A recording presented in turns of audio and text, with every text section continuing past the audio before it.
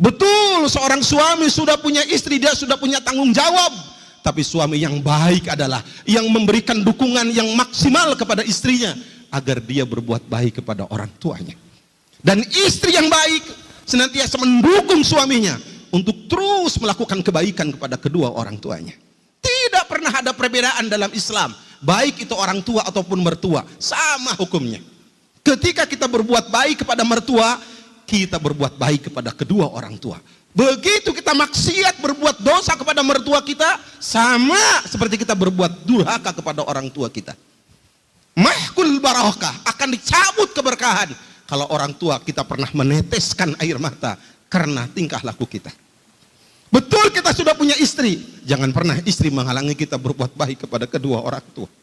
Seorang ulama mengatakan, jika orang tua seseorang meninggal dunia, setengah berkah hidupnya dicabut Allah.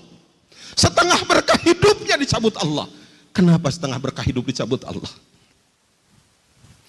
Di dunia ini tidak ada amal yang lebih baik dari berbuat baik ke orang tua. Mungkin hadirin sedang Jumat pernah membaca satu hadis dari Rasulullah. Bagaimana seorang sahabat dari Yaman datang ke Madinah berjalan kaki dia. Akan ikut berjihad bersama Rasulullah, berperang bersama Rasulullah. Rasulullah mengatakan, kamu punya dua orang tua, punya, pulang kamu, pulang, berbuat baiklah kepada kedua orang tua kamu. Jihad, berperang, mati syahid, itu di bawah kita berbuat baik kepada kedua orang tua kita. Kita punya harta, kadang-kadang orang tua kita lemah dalam ekonomi. Kita bisa anak kita sekolahkan tinggi-tinggi, tapi orang tua kita kekurangan. Anak yang soleh adalah anak yang senantiasa memperhatikan orang tua. Lebihkan perhatian kita kepada orang tua kita. Berikan perhatian maksimal kita kepada orang tua kita. Hidup kita akan berkah di dunia ini.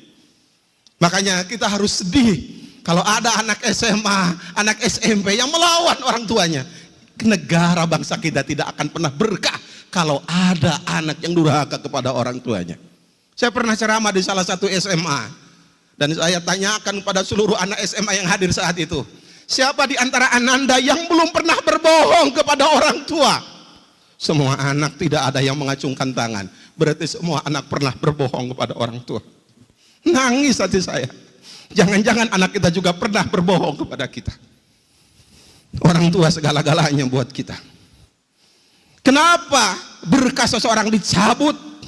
Setengahnya kata seorang ulama, ketika orang tuanya meninggal dunia, tidak ada orang yang tiap hari mendoakan anak dengan ikhlas selain orang tua.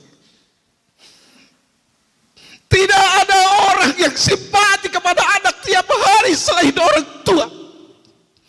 Tidak ada orang yang simpati kepada anak selain orang tua. Anak sakit, orang tua tambah sakit. Anak sedih, orang tua tambah sedih. Anak sukses, orang tua kadang-kadang tidak bisa menikmati kesuksesan anak. Dia hantarkan anak sampai sukses kuliah. Kemudian orang tua pun berpikir, bagaimana anak saya cari kerja. Begitu anak kerja, anak lupa sama orang tuanya, ingin segera menikah. Dan dengan bangga dan bahagia, orang tua menghantarkan anaknya menikah. Ketika anak punya cucu, orang tua bahagia lagi dengan cucu yang dilahirkan dari anaknya. Luar biasa. Wajar kalau ada orang mengatakan tak akan pernah kita bisa untuk membalas orang tua kita. Dan Rasulullah mengatakan itu. Nggak pernah kita akan bisa membalas kedua jasa orang tua kita. Hidup kita ingin berkah, jangan pernah kita lupa berbuat baik kepada orang tua. Hidup kita ingin bahagia, jangan pernah di bangsa dan negara ini ada anak yang durhaka kepada orang tuanya.